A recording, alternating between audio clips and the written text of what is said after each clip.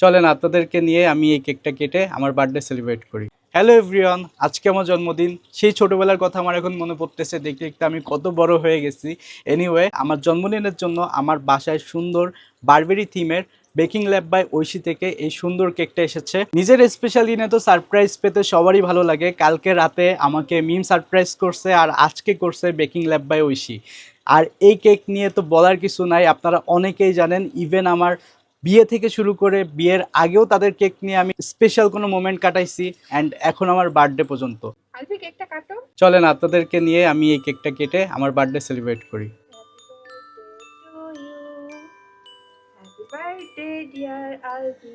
Thank you so much. And আপনারা যারা ভালোবাসেন আমাকে, তারা কিন্তু অবশ্যই আমার কমেন্ট বক্সে উইশ করবেন, অ্যান্ড আমি সবার কমেন্টে রিপ্লাই করব। এখন কেকটা খেয়ে দেখি। ফ্লেভার?